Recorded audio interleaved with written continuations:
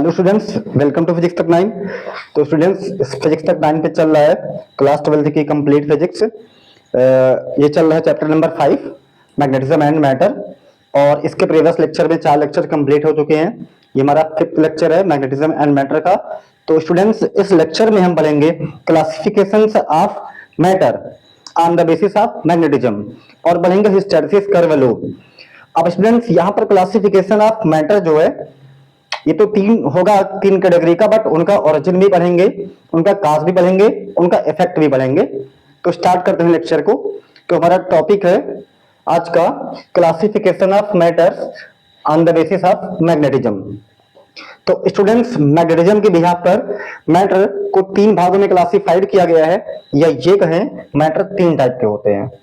तो पहला टॉपिक यहाँ पर होगा, पहला टाइप होगा डायामैग्नेटिक मटेरियल्स।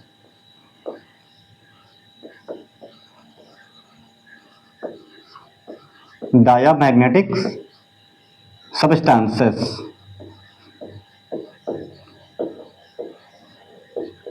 तो स्टूडेंट्स डायामैग्नेटिक सबस्टेंसेस क्या होते हैं? दो सबस्टेंसेस विच एटम्स और ions have zero magnetic moment. तो उसको डिफाइन करेंगे, दो substances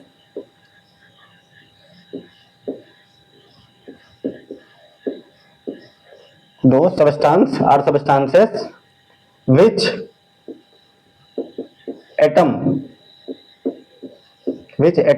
or ions have with zero magnetic moment।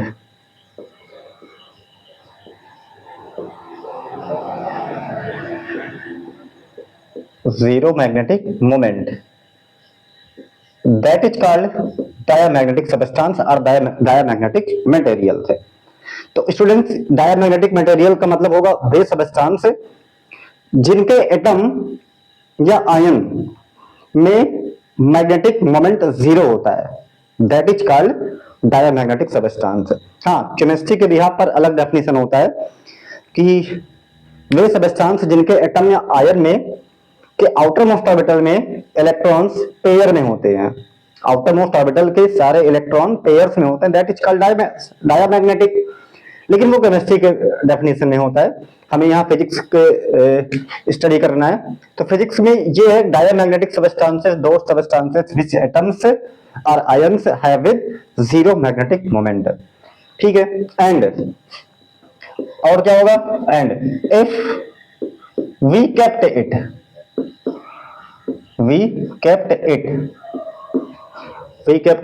in an external magnetic field,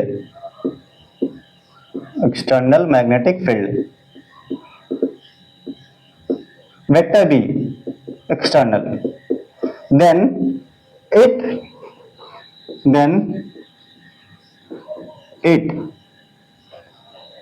weakly repelled, या फिर ये कहें then it magnetized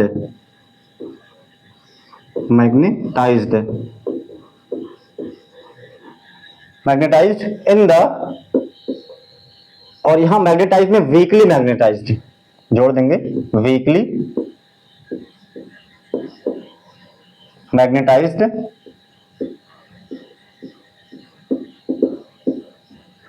in the opposite direction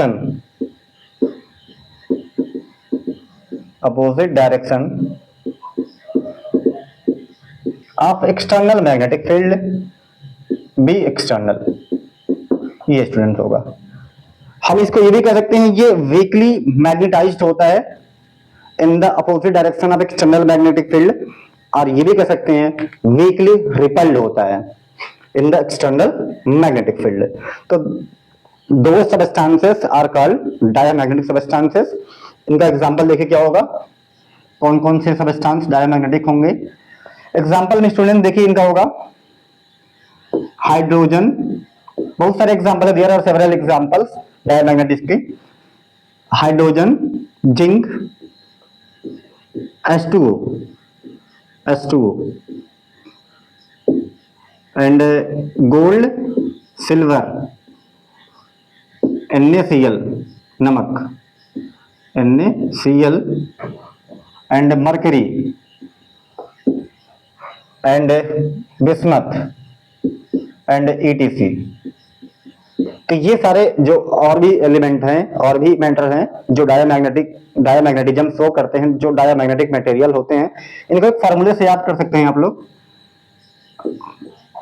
हाँ हाँ जी,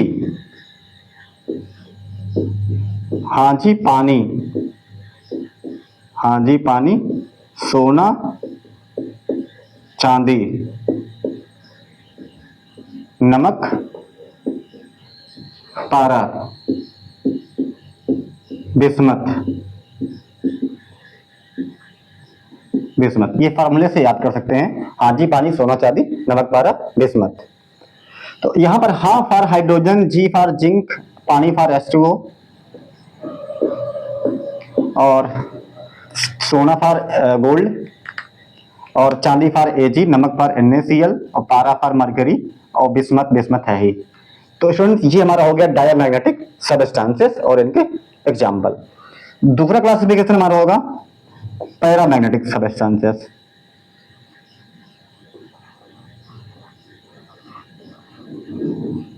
paramagnetic substances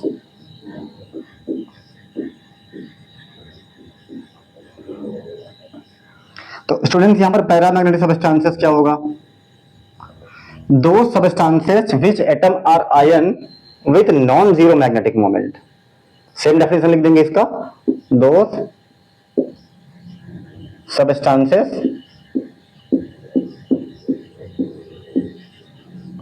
which atoms or ion have with non-zero magnetic moment, non-zero magnetic moment।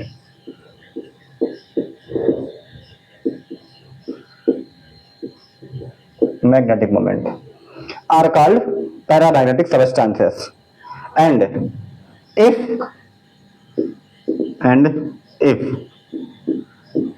it is it placed and if we kept it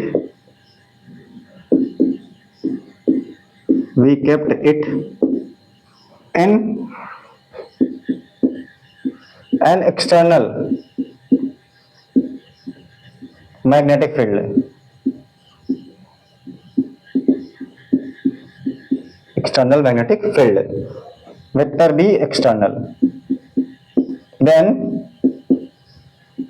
it weakly magnetized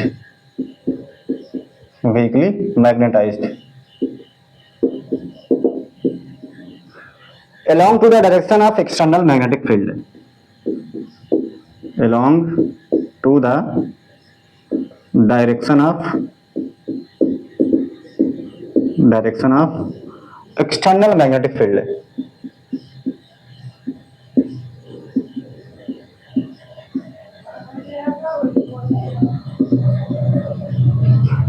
B external. तो ये student का है paramagnetic substances. इनका example में क्या होगा? इनके example में हम कह सकते हैं lithium, oxygen, sodium, calcium, chromium, platinum, magnesium, tungsten and CuCl2 etc. These are paramagnetic substances।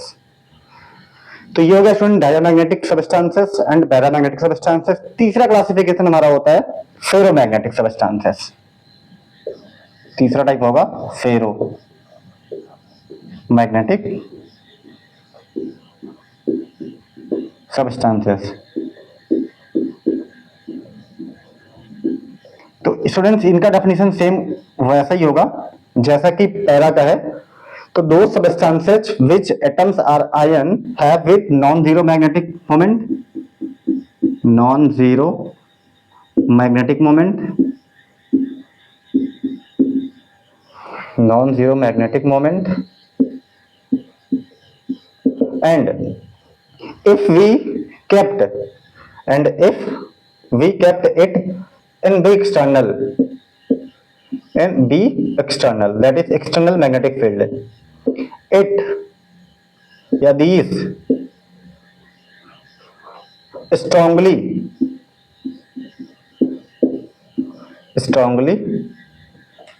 magnetized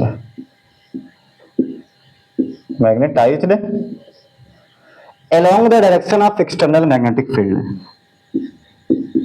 along the direction of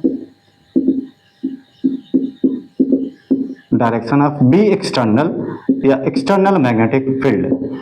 तो स्टूडेंट ये हमारा होगा फेरोमैग्नेटिक सबस्टेंसेस। इनका एग्जांपल में देखिए, इनका एग्जांपल होगा iron Fe, nickel Ni, and cobalt Co and EtC। तो these are ferromagnetic materials or ferromagnetic substances. तो स्टूडेंट्स ये हो गया classification of matter on the basis of magnetism. तो मैग्नेटिज्म के बिहाफ पर 3 टाइप के होते हैं, डाया, पैरा एंड फेरो। इन तीनों का क्लासिफिकेशन विद एग्जांपल हुआ। अब यहां पर हमारा होता है, अब ये तो ऐसे ही फार्मूला है याद करने के लिए, आपको और लग रहा होगा, हटा दे रहे हैं। हाँ, अब इसके बाद हमारा होगा कि इनका बिहेवियर क्या होता है। इन तीनों का बिहेवियर के बारे में पढ़ेंगे, behaviour of diamagnetic, behaviour of para and behaviour of ferro. फिर इन तीनों का हम ओरिजिन पढ़ेंगे या इनका cause of diamagnetic, para and ferro. तो स्टूडेंट्स अब इसके बाद हम पढ़ेंगे बिहेवियर ऑफ डायमैग्नेटिक सबस्टेंसेस। तो स्टूडेंट्स अब देखते हैं बिहेवियर ऑफ डायमैग्नेटिक सबस्टेंसेस और डायमैग्नेटिक मैटर। इनका बिहेवियर क्या होता है देखते हैं। इनकी प्रॉपर्टीज भी इनको कह सकते हैं, बिहेवियर भी कह सकते हैं। पहला पॉइंट होगा कि for diamagnetic material, for diamagnetic substance magnetic susceptibility,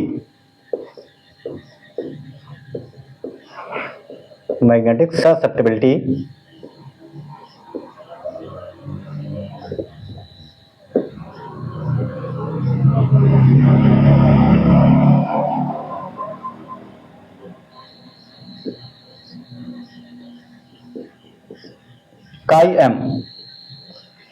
M ये होता है is equal to negative, chi M is equal to negative. हम इसको ये भी कह सकते हैं डायमैग्नेटिक सबस्टेंस के लिए या डायमैग्नेटिक मटेरियल के लिए मैग्नेटिक ससेप्टिबिलिटी काई एम की वैल्यू होती है लेस देन 0 और काई एम की वैल्यू होती है नेगेटिव, ये नेगेटिव होती है इनके लिए। इनकी दूसरी प्रॉपर्टीज होती है कि डायमैग्नेटिक मटेरियल के लिए magnetic susceptibility, sorry magnetic permeability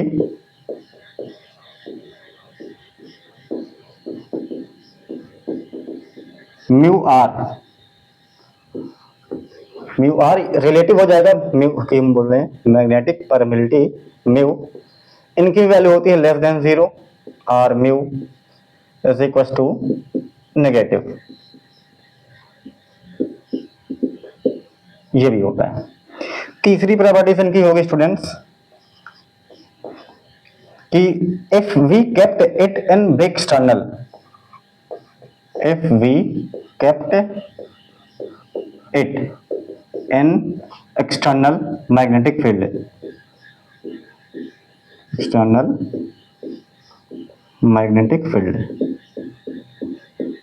B external, then क्या होगा, then it weakly repelled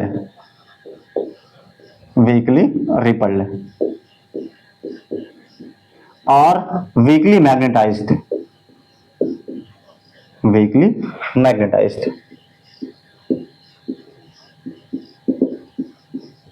in the opposite direction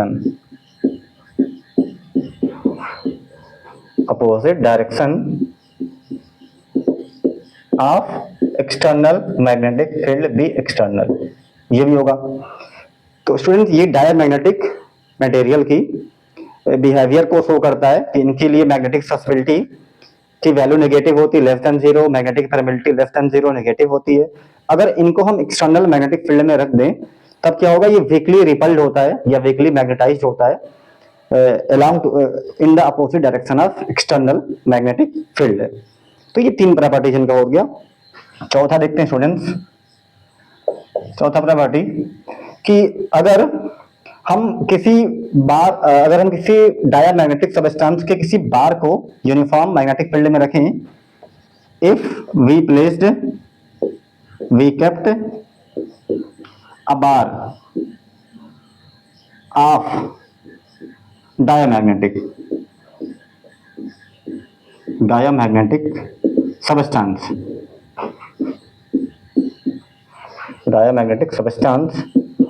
in uniform external magnetic field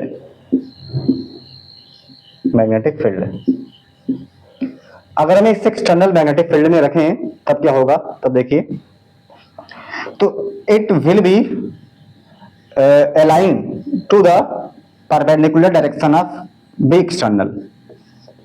it will be shift कहिए या अलाइन कहिए, it will be arrange perpendicular to the B external. इनको figure समझ सकते हैं, देखिए जैसे कि ये एक यूनिफॉर्म मैग्नेटिक फील्ड है हम बना रहे हैं,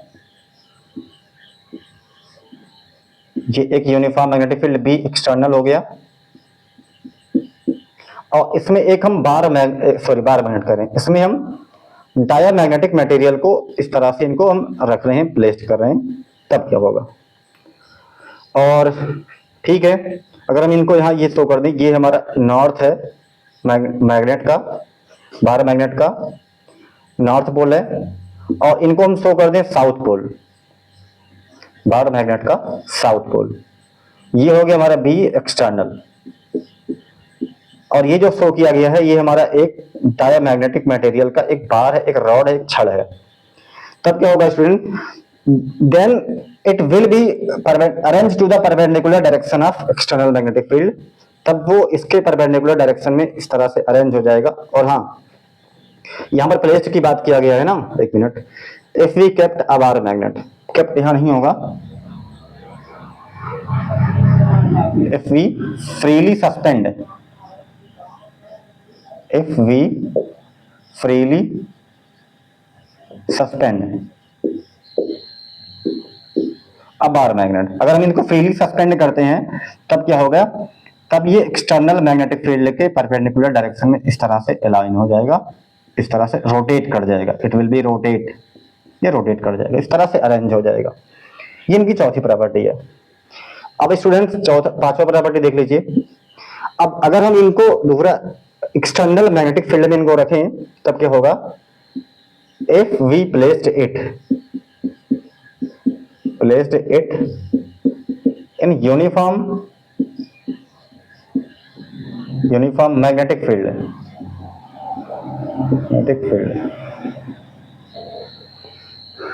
तब क्या होगा, देखिए सपोज दैट ये यूनिफॉर्म मैग्नेटिक फील्ड है बी नॉट या बी एक्सटर्नल, और इसमें हम एक बार को रख रहे हैं डायमैग्नेटिक मटेरियल का, एक रॉड है ये, तब क्या होगा, तब स्टूडेंट्स जब हम इसको एक डायमैग्नेटिक मटेरियल के बने हुए बार को या रॉड को यूनिफॉर्म एक्सटर्नल मैग्नेटिक फील्ड में इस तरह से अगर रख देते हैं तो मैग्नेटिक फील्ड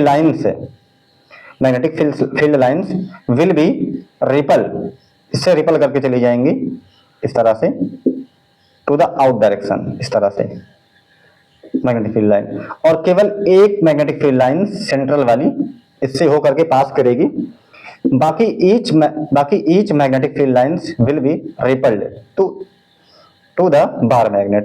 तो इससे सारी फील्ड लाइन क्या हो जाएंगी, इससे रिपल्ड हो जाएंगी इस तरह से। इस तरह से रिपल्ड हो जाएंगे, दूर होके चली जाएंगी। इनका कुछ इस तरह से डायग्राम बनेगा, इस तरह से। अब जिससे कि मैग्नेटिक इंडक्शन की वजह से इस डायमैग्नेटिक मटेरियल के इन साइड में जो मैग्नेटिक फील्ड इंड्यूस्ड होगा, that is induced magnetic field B dash, इसको मान लेते हैं induced magnetic field B dash. तो यहां अब induced magnetic field B dash less than B naught, ये स्टूडेंट होगा। Induced magnetic field inside the bar magnet B dash will be less than B naught, that is external magnetic field। तो हाँ students, B dash less than, और अब हम यहाँ पर इनका निकालेंगे relative magnetic permeability. therefore we know that relative magnetic permeability mu r is equals to B dash by B naught। अब यहाँ B dash less than B dash less than B naught, यहाँ B dash का induced magnetic field है, ये induced. Therefore अब यहाँ पर देखिए न्यूमरेटर यहाँ पर कम है, डिनोमिनेटर की वैल्यू ज्यादा है, तो म्यू आर लेस देन 1 और mu are is equal to negative. ये भी हम स्टूडेंट कह सकते हैं, ये म्यू आर लेस देन 1 और mu are is equal to negative. तो यहाँ पर डायमैग्नेटिक मटेरियल के लिए म्यू आर की वैल्यू जो होती है वो ऑलवेज लेस देन 1 होती है, और हम इनको और किसी किसी केस में नेगेटिव भी होती है। तो इस तरह से स्टूडेंट्स ये हो गया इनका बिहेवियर, और हाँ बिहेवियर ऑफ डायमैग्नेटिक सबस्टेंसेस और डायमैग्नेटिक मटेरियल्स। तो स्टूडेंट्स अभी यहाँ पर इनके 2 पॉइंट और बचे हुए हैं, रेज करना पड़ेगा। और हाँ स्टूडेंट्स यहाँ पर ये भी है कि इनका जो म्यू आर है रिलेटिव मैग्नेटिक परमिलिटी वो लेस देन 1 आया है, वो किसी केस में नेगेटिव भी होता है। तो यहाँ पर ये भी है, अगर हम एक्सटर्नल मैग्नेटिक फील्ड को रिमूव कर लें, if we remove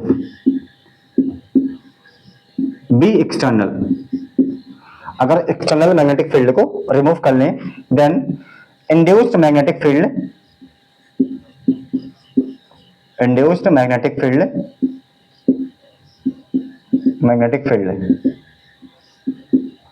will be 0, B dash will be 0, ये 0 हो जाएगा और इसमें मैग्नेटिज्म तुरंत खत्म हो जाएगा।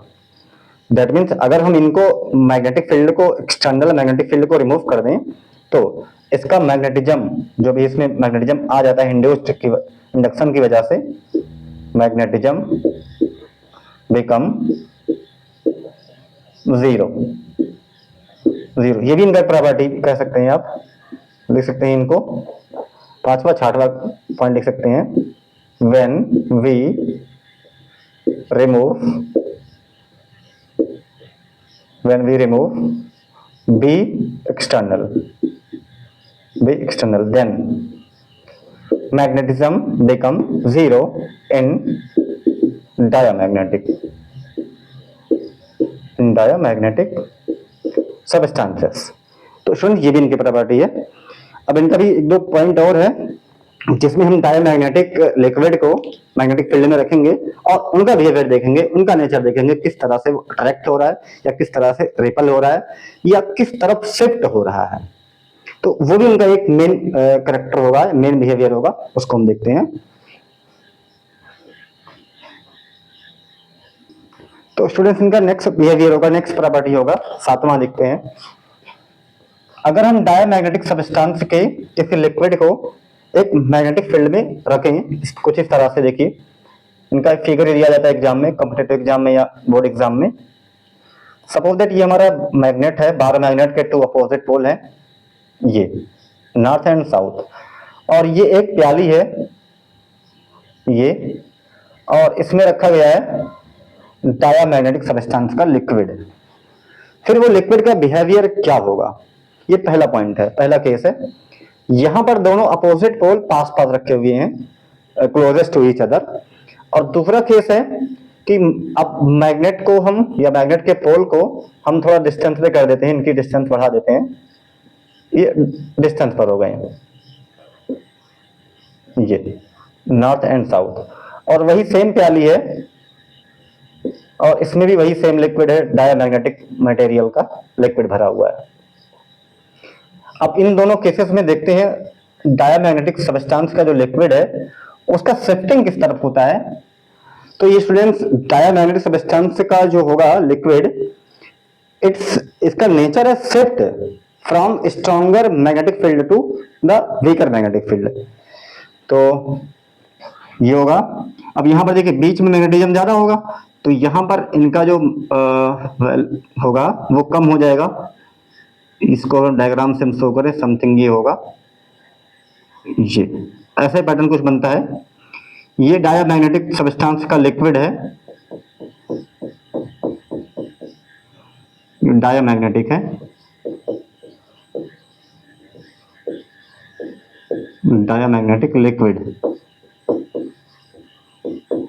ये है। तो स्टूडेंट यहां पर अब देखिए इनके पोल में दोनों का सेपरेशन कम है, तो यहां मैग्नेटिज्म ज्यादा है। जहां मैग्नेटिज्म ज्यादा है वहां कम वॉल्यूम का लिक्विड शिफ्ट है, जहां मैग्नेटिज्म कम है वहां ज्यादा वॉल्यूम। तो हम ये कह सकते हैं इनका ऑब्जर्वेशन से कि लिक्विड शिफ्ट है, लिक्विड शिफ्ट है या मोर ये लिख रहे हैं more volume of liquid, dia magnetic liquid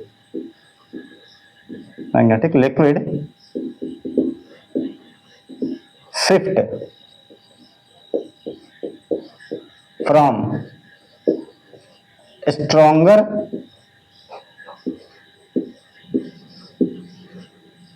to lower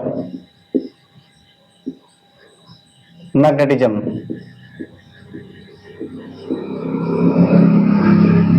ये अब स्टूडेंट देखिए जहां पर मैग्नेटिज्म ज्यादा है वहां पर कम वॉल्यूम होगा, जहां पर मैग्नेटिज्म कम है वहां ज्यादा वॉल्यूम शिफ्ट हो गया। तो ये कैरेक्टर इसका शो करता है। दूसरा अब देखिए यहां पर इनके बीच में यहां मैग्नेटिज्म कम हो गया, तो और इनके पोल के दोनों एंड पर मैग्नेटिज्म ज्यादा है, तो अब की बार यहां पर होगा हाई टू लो, तो यहां पर कम होगा, बल्कि यहां पर बीच में जहां मैग्नेटिज्म कम है वहां लिक्विड ज्यादा शिफ्ट होगा। इस तरह से इनका जो पैटर्न बनेगा समथिंग इस तरह से शिफ्ट होगा। ये देखिए क्योंकि इनके बीच में यहां पर जो है मैग्नेटिज्म ये लो है, लो मैग्नेटिज्म। अब जहां लो मैग्नेटिज्म है वहां मोर वॉल्यूम शिफ्ट होगा। अब इनके दोनों एंड पर मैग्नेटिज्म ज्यादा है, यहां पर मैग्नेटिज्म ज्यादा है, मैग्नेटिज्म स्ट्रॉन्ग, तो यहां पर वॉल्यूम क्या होगा, मतलब यहां पर लो अमाउंट ऑफ वॉल्यूम या मिनिमम वॉल्यूम शिफ्टेड। तो स्टूडेंट्स ये भी इनका एक मेन बिहेवियर आता है, एग्जाम में दिया जाता है कि ऐसे ही पैटर्न बना के दिया, बोला कि कौन सा बिहेवियर जो है डायामैग्नेटिक का है, कौन पैरा का है। इसका अपोजिट पैरा वाले में होता है। अभी हम पैरा मैग्नेटिज्म की जब उनके बिहेवियर को स्टडी करेंगे तो वहां पर उनको भी डायग्राम से एक्सप्लेन करेंगे। हाँ स्टूडेंट्स अब एक इनकी प्रॉपर्टी और है खास, वो भी ये देख लेते हैं कि अगर हम डायामैग्नेटिक मटेरियल के लिक्विड को यू शेप के पाइप में इस तरह से फिल कर दें और पाइप के एक एंड को एक यूनिफॉर्म मैग्नेटिक फील्ड में लाकर रख दें, इस तरह से यू शेप का एक सेम क्रॉस सेक्शन का पाइप है और इसमें भरा गया है लिक्विड, और वो लिक्विड कैसा है, डायामैग्नेटिक मटेरियल का, और इसके एक एंड को हम मैग्नेट के दो अपोजिट पोल के बीच में रख दे रहे हैं इस तरह से। तब क्या पैटर्न मिलता है देखिए, तो यहां पर लिक्विड का वो सरफेस जो मैग्नेटिक फील्ड के बीच में रखा गया है वो सरफेस रिपेल होकर कुछ नीचे कंप्रेस हो जाता है, और अगला वाला जो सरफेस होगा फ्री सरफेस उतनी हाइट ऊपर उड़ जाता है। तो ये भी इनकी एक प्रॉपर्टी जो होती है, ये बिहेवियर होता है। ये भी जो बनाया गया लिक्विड जो भरा गया है ये डायामैग्नेटिक लिक्विड है, डायामैग्नेटिक सब्सटेंस का लिक्विड है। तो ये इनका बिहेवियर है स्टूडेंट्स। तो इसी तरह से अब हम पढ़ेंगे पैरामैग्नेटिक सबस्टेंस का बिहेवियर ऑफ पैरामैग्नेटिक मटेरियल और पैरामैग्नेटिक सबस्टेंस, उनको भी स्टडी करते हैं। इसके बाद हम पढ़ेंगे फेरोमैग्नेटिक का बिहेवियर। अभी इसमें स्टूडेंट्स एक और नवा प्रॉपर्टी देख लीजिए, 9 प्रॉपर्टी है कि डायामैग्नेटिक मटेरियल के लिए, फॉर डायामैग्नेटिक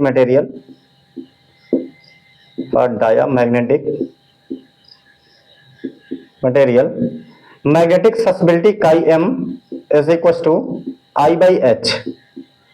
तो स्टूडेंट्स अगर हम डायामैग्नेटिक मटेरियल में आई और एच के बीच में ग्राफ ड्रा करें इस तरह से एच और आई, तो हमें एक स्ट्रेट लाइन ग्राफ मिलता है, स्ट्रेट लाइन ग्राफ।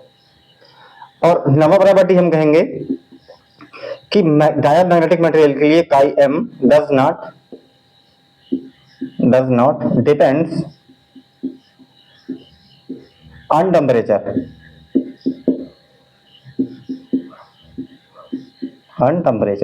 तो ये इनके नवी प्रॉपर्टी है। तो इसका मतलब ये डायामैग्नेटिक मटेरियल का जो मैग्नेटिक ससेप्टिबिलिटी है काई एम, वो टेम्परेचर पर डिपेंड नहीं करता है, ठीक है। और इस तरह से अगर हम, और हाँ जो 9th वाली प्रॉपर्टी इनका ये इंपॉर्टेंट है कि डायामैग्नेटिक मटेरियल के लिए अगर हम इंटेंसिटी ऑफ मैग्नेटाइजेशन आई और magnetic field intensity, magnetic intensity H के बीच का ग्राफ प्लॉट करें तो वो ग्राफ एक स्ट्रेट लाइन ग्राफ मिलता है इस तरह से।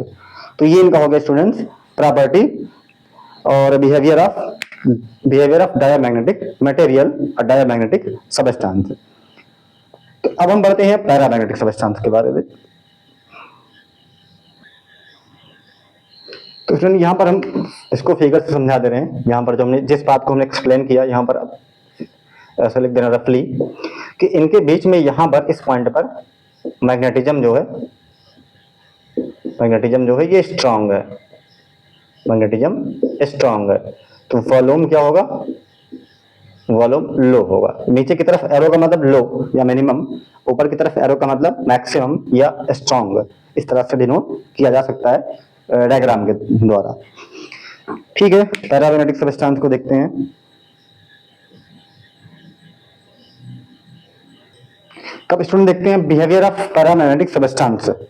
तो इनका पहली प्रॉपर्टी देखते हैं कि पैरामैग्नेटिक सबस्टेंस का हर एक एटम या हर एक आयन एक मैग्नेटिक डाइपोल होता है, या फिर हम ये कहें कि ईच एटम और ion of paramagnetic materials is a magnetic dipole और have a non-zero magnetic moment.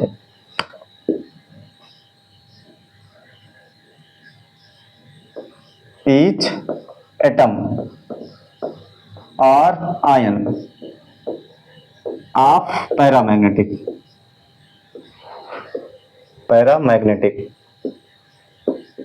substance have with non-zero magnetic moment,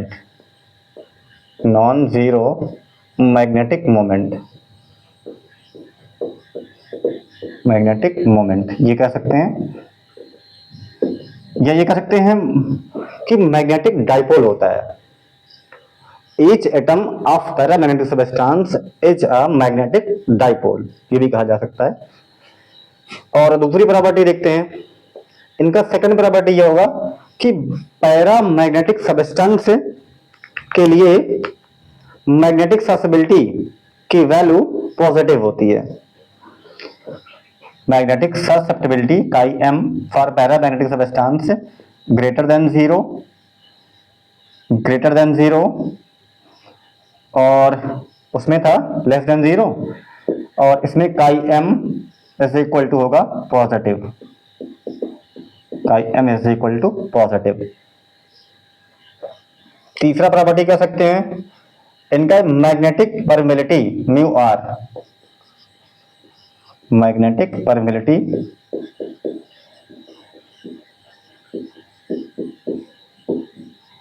mu r या म्यू यहाँ मैग्नेटिक परमिलिटी होगा, म्यू आर यहाँ रिलेटिव मैग्नेटिक परमिलिटी हो जाता है। ये भी क्या होता है, ये लेस देन 0 लिखे हैं, ग्रेटर देन 0, और ये भी होगा ग्रेटर देन 0, और mu will be positive, positive ये भी कह सकते हैं। नेक्स्ट प्रॉपर्टी क्या होगी, चौथा प्रॉपर्टी हम कह सकते हैं कि अगर हम इसको एक्सटर्नल मैग्नेटिक फील्ड में रखते हैं, if we kept it in uniform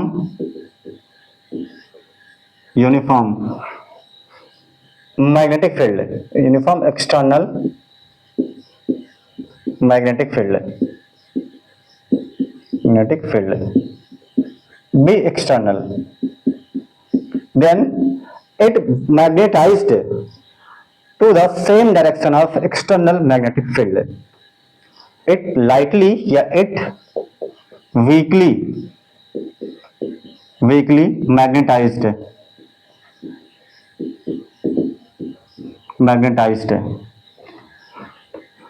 along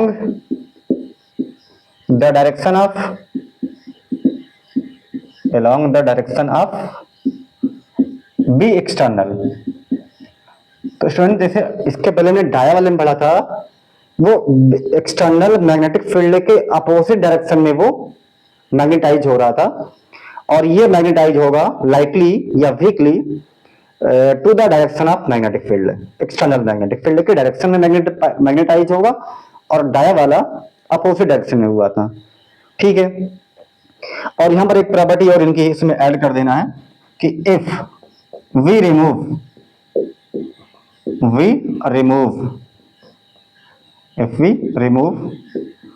external,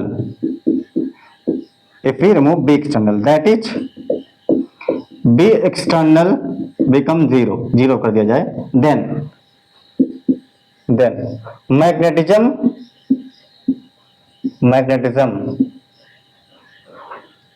does not become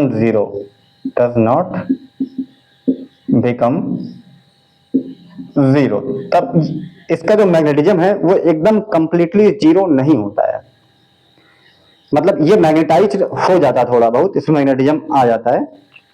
और एक मिनट सॉरी, लेकिन वो प्रॉपर्टी तो होती है उसमें, क्या नाम है, फेरोमैग्नेटिज्म में, फेरोमैग्नेटिक में, हाँ मैग्नेटिक वो प्रॉपर्टी फेरोमैग्नेटिज्म में होती है, फेरोमैग्नेटिक में then magnetism become 0।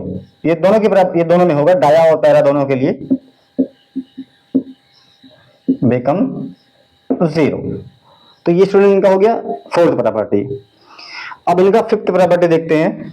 Fifth property, अगर हम किसी पैरामैग्नेटिक के बार को, रॉड को यूनिफॉर्म मैग्नेटिक फील्ड में सस्पेंड करा दें, जैसे ये हो गया नॉर्थ और ये हो गया साउथ, एक यूनिफॉर्म मैग्नेटिक फील्ड बना रहा है ये, और इसमें हम किसी पैरामैग्नेटिक सब्सटेंस के रॉड को अगर हम फ्रीली सस्पेंड करा दें, तो ये रॉड एक्सटर्नल मैग्नेटिक फील्ड के डायरेक्शन में अलाइन हो जाता है, ये इस तरह से will be align to the direction of external magnetic field. But यहां पर एक कंडीशन और होगी, मैग्नेटिक इंडक्शन की वजह से इस पैरामैग्नेटिक मटेरियल में एक इंड्यूस्ड मैग्नेटिक फील्ड क्रिएट हो जाएगा इंडक्शन की वजह से, मैग्नेटिक इंडक्शन की वजह से। तो इनका पहला फिगर है। नेक्स्ट फिगर देखते हैं, वहां से क्लियरिटी ज्यादा आ जाएगी। ये पहली मतलब इसको जैसे ही रखा गया ये तुरंत की घटना है। अब रखने के बाद में जो ऑब्जर्वेशन मिलेगा उनको हम यहां ड्रा कर रहे हैं और कोशिश करेंगे आपको पूरी बात समझ में आ जाए। ये सपोज दैट है, डिस्टेंस और बढ़ा दे रहे हैं, नॉर्थ और ये है साउथ, ठीक है। ये है हमारा था बार ऑफ ए पैरामैग्नेटिक सब्सटेंस का एक रॉड है या बार है, छड़ है, ठीक है। तब नॉर्थ साइड, नॉर्थ एंड से जो मैग्नेटिक फील्ड लाइंस यहां से ओरिजिन होगा, ये इसको क्रॉस करते हुए साउथ पोल पे जाएगा, नेक्स्ट मैग्नेट के अपोजिट पोल पर, ठीक है। और ज्यादातर फील्ड लाइनें जो हो जाएंगी, ज्यादातर या maximum magnetic field lines will B pass through the paramagnetic substance और पैरामैग्नेटिक मटेरियल, ये इससे ज्यादातर पास हो जाएंगे। ये होगा स्टूडेंट्स। और कुछ फील्ड लाइन जो होंगे वो इससे बाहर भी जा सकती हैं। कुछ फील्ड लाइन जो है इस तरह से जाएंगी, ये इस तरह से जाएंगी। तो ये इनका पूरा पैटर्न है कि अगर हम किसी पैरामैग्नेटिक सब्सटेंस के रॉड को या बार को यूनिफॉर्म मैग्नेटिक फील्ड में प्लेस कर दे, रख दें, तब क्या होता है। तो यहां पर कुछ मैग्नेटिक फील्ड लाइन से इस पैरामैग्नेटिक सब्सटेंस से होकर पास हो जाती हैं और कुछ मैग्नेटिक फील्ड लाइंस जो है इससे अवे दूर होकर के जाती हैं, नॉर्थ से साउथ पे मिलती हैं। अब देखिए स्टूडेंट्स, अगर इस रॉड से जो मैग्नेटिक फील्ड लाइन से इसको वर्टिकली इंटरसेक्ट करते हुए इससे पास हो रही हैं, इनकी वजह से इसमें एक induced magnetic field B dash बनेगा। B dash that is induced magnetic field, induced magnetic field. ये मैग्नेटिक इंडक्शन की वजह से बनेगा इसके अंदर में पैरामैग्नेटिक सब्सटेंस के। और जो नॉर्थ और साउथ के पोल के बीच में जो एक्सटर्नल मैग्नेटिक फील्ड यहाँ अप्लाइड किया गया है, हम इसे बी से लिख रहे हैं, ओनली बी से। ठीक है स्टूडेंट, तो यहां पर जब हम ऑब्जर्व करते हैं तो बी डैश की वैल्यू जो हो जाती है B dash B dash greater than B हो जाता है। यहां पर जो हमने बार बनाया है, ये वास्तव में क्या है, ये जो बार बनाया है ये पैरामैग्नेटिक मटेरियल का एक बार है या एक रॉड है। रॉड लिख दे रहे हैं हम यहाँ पर, ज्यादा क्लियरिटी आएगी, रॉड। ठीक है, तो इस रॉड के अंदर में इंडक्शन की वजह से क्या बनेगा, इंड्यूस्ड मैग्नेटिक फील्ड। अब इनकी जो वैल्यू होती है, इनका मैग्नीट्यूड जो होता है वो एक्सटर्नल मैग्नेटिक फील्ड से ज्यादा हो जाता है। इसलिए हम जानते हैं relative magnetic permittivity mu are is equal to B dash by B, ये होता है। अब यहां अगर न्यूमरेटर इनकी वैल्यू ज्यादा है, डिनोमिनेटर की वैल्यू कम है, तो that is mu r will be greater than 1, that is mu are is equal to positive. इसलिए students, relative magnetic permittivity of paramagnetic material is greater than 1, that is positive number. तो students, ये है relative magnetic permittivity of paramagnetic material. Relative magnetic permittivity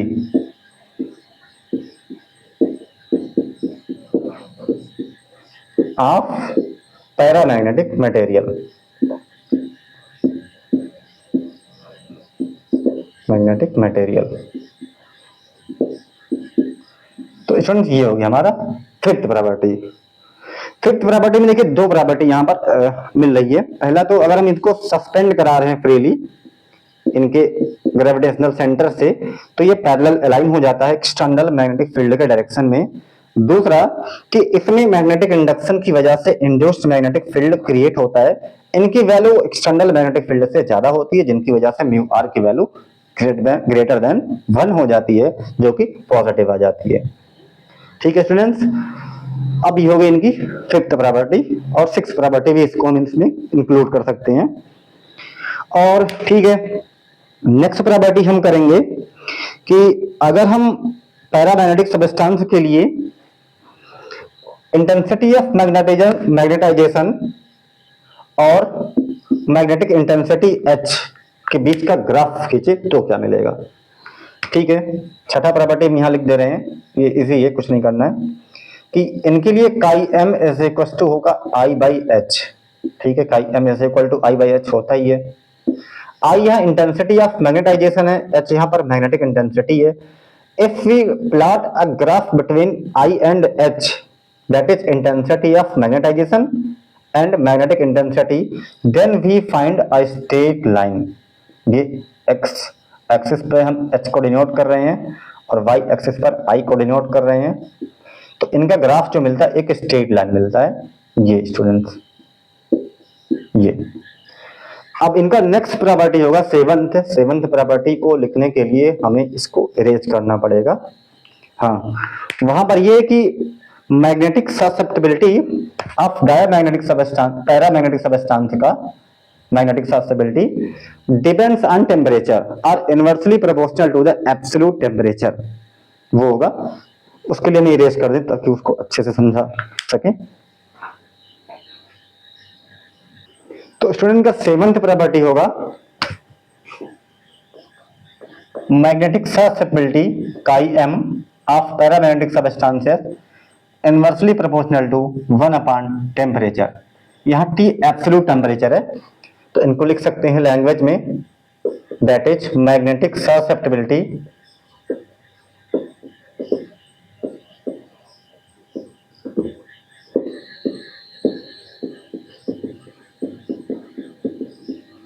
of paramagnetic material of paramagnetic substance depends on temperature, depends on temperature। ये student होगा, तो हम इसको लिख सकते हैं chi M directly proportional to 1 by T. ठीक है, और यहाँ टेम्परेचर जो होगा एब्सोल्यूट टेम्परेचर होगा। एब्सोल्यूट जब लिख दिया जाता है इसका मीन्स ये है कि वो टेम्परेचर केल्विन में मेजर किया जा रहा है, एब्सोल्यूट टेम्परेचर। ठीक है स्टूडेंट, तो यहां पर हो गया chi M proportional to 1 upon T, तो दैट इज काई एम बराबर सी अपॉन में टी। हम इनको लिख सकते हैं ये। अब यहां सी होगा where C is equal to Curie constant, Curie constant, and T is equal to होगा एब्सोल्यूट टेम्परेचर, एब्सोल्यूट टेम्परेचर।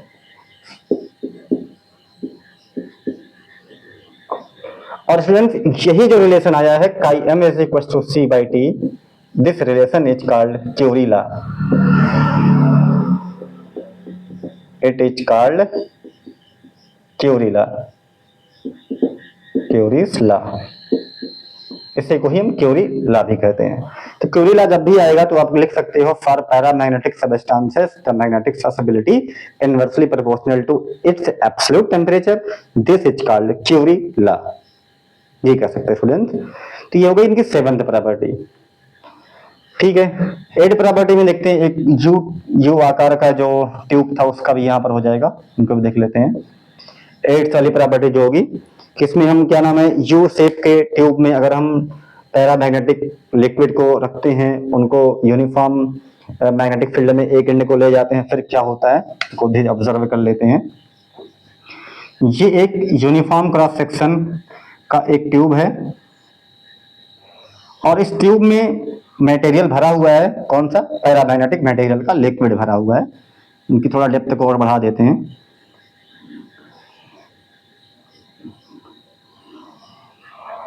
ये हो गया इनका, ये स्टूडेंट। ठीक है, अब हम इसके एक एंड पर रख देते हैं मैग्नेट को, मैग्नेट के अपोजिट पोल नॉर्थ और साउथ। तो रिजल्ट क्या मिलता है,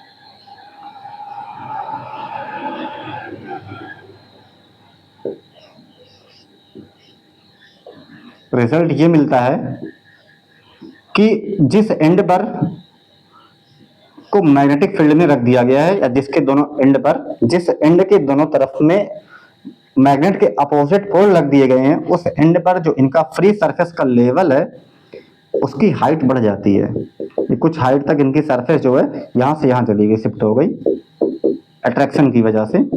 और बाकी जो अगला एंड होगा उस एंड का जो सरफेस होगा वो उतना ही डेप्थ में चला जाएगा, नीचे दब जाएगा।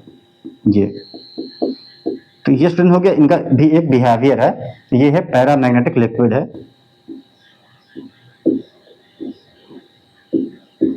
Paramagnetic liquid.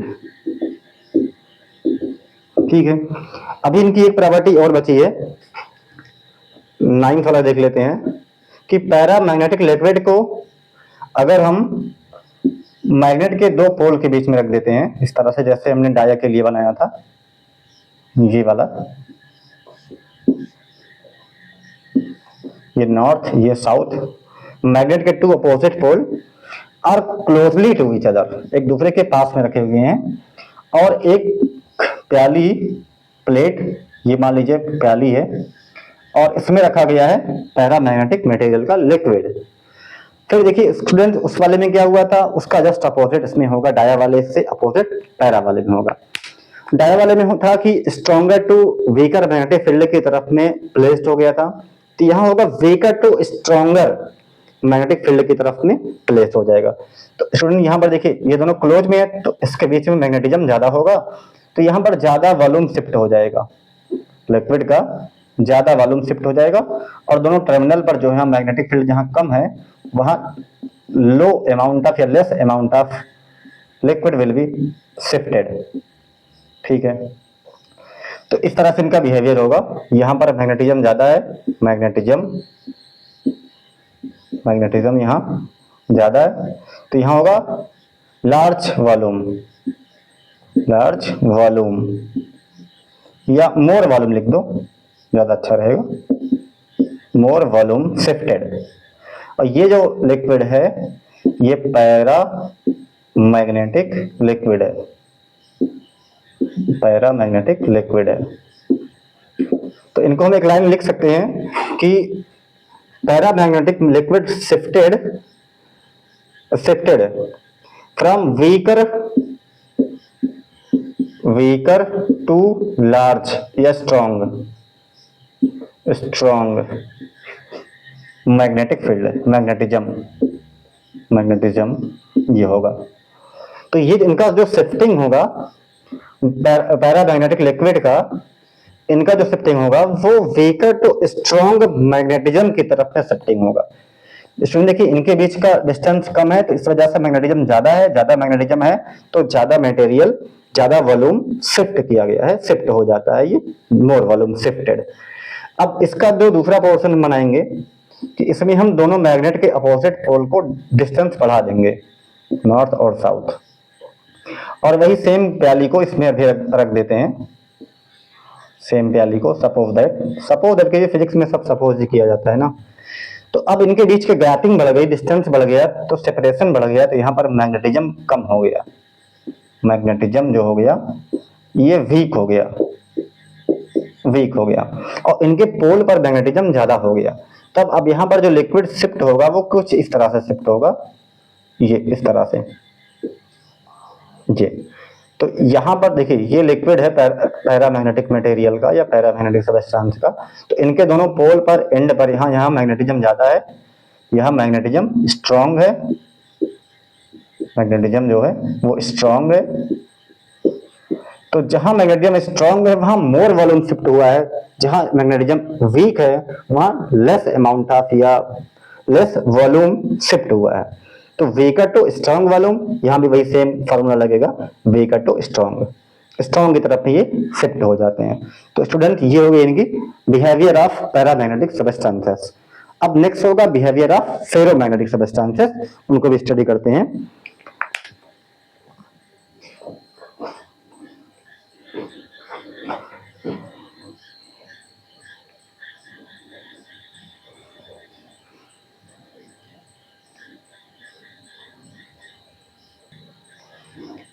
तो स्टूडेंट्स हमारा नेक्स्ट है बिहेवियर ऑफ फेरोमैग्नेटिक सबस्टेंस, इनको भी स्टडी करते हैं, फेरोमैग्नेटिक सबस्टेंस के बिहेवियर को। तो इनके लिए पहला पॉइंट होगा कि for ferromagnetic substances chi am much greater than 1, ये होता है।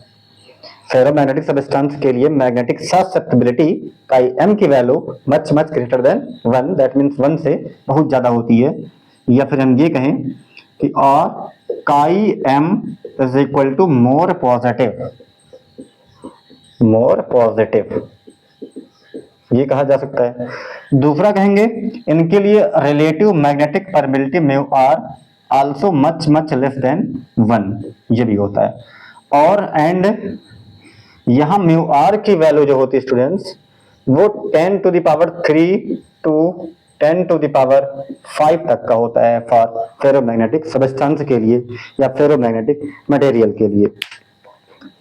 तो स्टूडेंट्स यहाँ पर इनकी वैल्यू बहुत ज़्यादा हाई हो जाती है, तो 1 से ग्रेटर देन कहना भी ठीक, हाँ कहना भी ठीक है।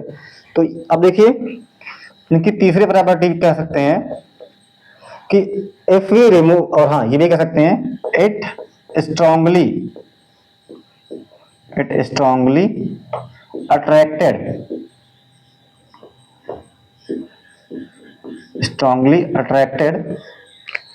अट्रैक्टेड कहिए, चाहे हम लिख दें मैग्नेटाइज्ड भी लिखा जा सकता, दोनों लिखते हैं, magnetised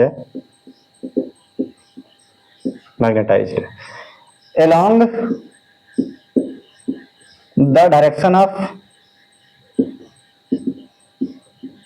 the direction of B external, magnetic field की तरफ में स्ट्रांगली अट्रैक्ट हो जाते हैं, स्ट्रांगली मैग्नेटाइज्ड हो जाते हैं। ठीक है स्टूडेंट्स, और ये भी यहां पर है कि इफ वी, चौथा पॉइंट कह सकते हो, if we remove B external, that is external magnetic field को अगर रिमूव कर लिया जाए, then magnetism does not become zero, magnetism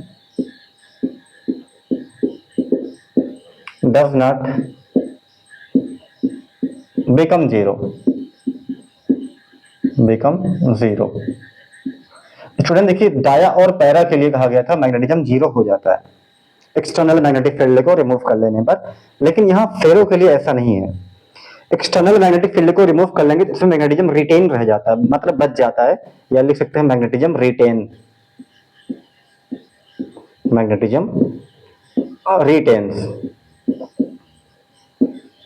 retains. कब होगा? जब हम एक्सटर्नल मैग्नेटिक फील्ड को रिमूव कर लेंगे। हाँ अगले प्रॉपर्टी देखते हैं, अगला बिहेवियर इनका क्या होगा, पांचवा, कि अगर हम इनको यूनिफॉर्म मैग्नेटिक फील्ड में रखें तब क्या होगा, ये एक बार मैग्नेट, एक सॉरी ये कह रहे हैं, ये फेरोमैग्नेटिक मटेरियल का एक रॉड है, एक बार है, ठीक है, इनको अब हम यूनिफॉर्म मैग्नेटिक फील्ड में रख दे रहे हैं, ठीक है। तो जो मैग्नेटिक फील्ड में यहाँ रखा जाएगा ना, इसमें सारे के सारे फील्ड लाइन जो हो जाएंगे इसी में से होके पास हो जाएंगे, ज्यादा से ज्यादा फील्ड लाइनें will be pass through the ferromagnetic substances और फेरोमैग्नेटिक मटेरियल। ठीक है स्टूडेंट, तो इस तरह से इनका होगा,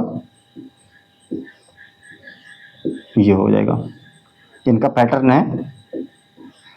अब देखिए तो सभी फील्ड लाइनें जो हो जा रही हैं इससे पास हो जा रही हैं, जिसकी वजह से इसके इन साइड में मैग्नेटिक इंडक्शन की वजह से फील्ड लाइनें जो हो जाएंगी वो फील्ड लाइन, हाँ इसके इन साइड में जो मैग्नेटिक इंडक्शन की वजह से होगा, इसमें इंड्यूस्ड मैग्नेटिक फील्ड जो बी डैश बनेगा वो होगा, और ये यूनिफॉर्म, ये बी नॉट है, बी नॉट हम इनको लिख रहे हैं या और बी लिख रहे हैं, और बी, ये है external magnetic field, that is B external, ये बता रहा है। तो ठीक है स्टूडेंट, यहां पर जो बी की वैल्यू होगी, बी डैश के यहां पर क्या है, induced magnetic field due to the magnetic induction, तो यहां होगा B dash greater than B हो जाता है, B dash much greater than B होता है, ग्रेटर नहीं, बहुत ज्यादा हो जाता है। तो अब स्टूडेंट्स यहाँ पर जो मैग्नेटिक इंडक्शन की वजह से मैग्नेटिक फील्ड इसमें बना हुआ है, ये क्या है, ये एक फेरोमैग्नेटिक मटेरियल का रॉड है, बार या रॉड ऑफ फेरोमैग्नेटिक मटेरियल, का रॉड है, ठीक है। तो अब स्टूडेंट्स यहाँ पर हम जानते हैं कि mu are is equal to होता है बी डैश बाई बी होता है, बी डैश यहाँ इंड्यूस्ड मैग्नेटिक फील्ड है और बी यहाँ मैग्नेटिक फील्ड है, तो यहाँ बी डैश की वैल्यू बहुत ज्यादा है, इसलिए म्यू आर की वैल्यू मच ग्रेटर देन 1 इनके लिए रहती है। ये स्टूडेंट हो गया। तो अब नेक्स्ट प्रॉपर्टी में हम ये कहेंगे कि ऐसा है, फेरोमैग्नेटिक के लिए अगर हम I और H के बीच का ग्राफ ड्रा करें तब क्या रिजल्ट आएगा, 6th प्रॉपर्टी हम यहाँ लिख दे रहे हैं कि if we draw a graph between H and I for ferromagnetic ferromagnetic. तब क्या मिलेगा? तो फेरोमैग्नेटिक मटेरियल के लिए जब हम आई और एच के या एच और आई का ग्राफ ड्रा करते हैं तो इसके पहले वाले में फेरो, पैरा और डायम मिला था स्ट्रेट लाइन, लेकिन इसका जो ग्राफ मिलेगा वो स्ट्रेट लाइन नहीं मिलेगा स्टूडेंट्स। इसका जो ग्राफ मिलेगा वो स्ट्रेट लाइन नहीं मिलेगा, वो कुछ इस तरह से मिलेगा। इनका वेरिएशन समथिंग ये एच होगा, एक्स एक्सिस को एच से डिनोट करेंगे मैग्नेटिक इंटेंसिटी को, और ये इंटेंसिटी ऑफ मैग्नेटाइजेशन को वाई से डिनोट करेंगे। तो इनका मैग्नेटिक इंटेंसिटी एच और इंटेंसिटी ऑफ मैग्नेटाइजेशन आई के बीच का जो ग्राफ ड्रा किया जाएगा स्टूडेंट्स फेरोमैग्नेटिक मटेरियल के लिए, वो एक स्ट्रेट लाइन नहीं मिलता है बल्कि एक कर्व मिलता है, कर्व है। अब कर्व में भी जो इनका पीक पॉइंट होगा ये एक्स एक्सिस के लगभग पैरेलल हो जाता है एक वैल्यू के बाद में, मीन्स हाँ एच की एक फिक्स वैल्यू या एच के एक प्रॉपर वैल्यू पर आई की वैल्यू कांस्टेंट हो जाती है, जिससे ये एक्स एक्सिस या इंटेंसिटी ऑफ मैग्नेटाइजेशन के ये ग्राफ पैरेलल होकर चला जाता है। तो ये ग्राफ समथिंग इस तरह से इनका बनता है, ये फेरोमैग्नेटिक सबस्टेंस के लिए। अब स्टूडेंट्स सेवंथ प्रॉपर्टी इनका देख लीजिए। सेवंथ प्रॉपर्टी ये होगा कि magnetic susceptibility chi m magnetic susceptibility chi M बराबर आई बाई एच होता ही है इस वजह से, ठीक है। तो लेकिन यहां पर magnetic susceptibility chi m depends on temperature, depends on temperature, ये टेम्परेचर पर डिपेंड करता है। इसके पहले वाले डिपेंड नहीं करता था, लेकिन ये टेम्परेचर एब्सोल्यूट टेम्परेचर यहां लिखा जाएगा, टेम्परेचर भी लिख सकते हैं टेम्परेचर, ठीक है। तो chi M proportional to 1 upon में टी, ठीक है। जो ये सेम ऐसे था हमारा पैरा वाले में था, chi m inversely proportional to 1 upon में टी, ठीक है स्टूडेंट्स। अब यहाँ जो प्रोपोर्शनल का साइन लिख दिया गया है, इसको थोड़ा लेफ्ट साइड में इसको लिख रहे हैं। स्टूडेंट्स यहाँ पर देखिए सेवंथ प्रॉपर्टी जो इनकी है वो ये कह रहा है magnetic susceptibility of ferromagnetic substances chi M proportional to 1 upon में T, where T is the absolute temperature. तो इसके पहले वाले में डायमैग्नेटिक सबस्टेंस में ये आया था कि वो काई एम डायमैग्नेटिक सबस्टेंस में टेम्परेचर पर डिपेंड नहीं करता, पैरा में डिपेंड करता है और फेरो में भी डिपेंड करता है, लेकिन डिपेंड करता है, लेकिन इनका कुछ अलग इक्वेशन बनेगा, देखते हैं। तो काई एम बराबर ये बनेगा सी अपॉन में T minus T C. Students ये इनका बनेगा इक्वेशन होगा। यहां पर जो सी है क्यूरी कांस्टेंट होगा, where C is equal to Curie constant, T is equal to absolute temperature,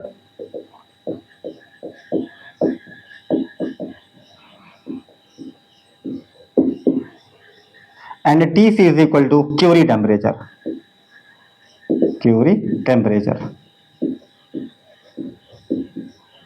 तो स्टूडेंट्स ये है हमारा बिहेवियर ऑफ फेरोमैग्नेटिक सबस्टेंसेस, ठीक है। अब यहाँ जो एक नया टर्म आ रहा है क्यूरी टेम्परेचर, ये क्या होता है? तो अगर हम किसी भी फेरोमैग्नेटिक सबस्टेंस को हीट करें तो एक ऐसा टेम्परेचर आएगा जिस टेम्परेचर पर उसका वो फेरोमैग्नेटिक से पैरामैग्नेटिक सबस्टेंस में चेंज हो जाएगा। That particular temperature is called Curie temperature.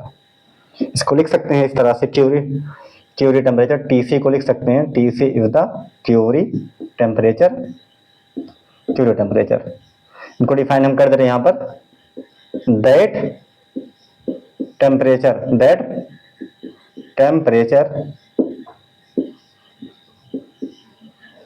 Of a ferromagnetic material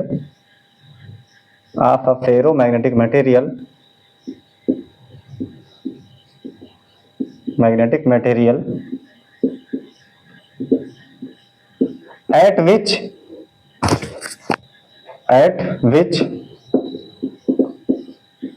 it becomes as paramagnetic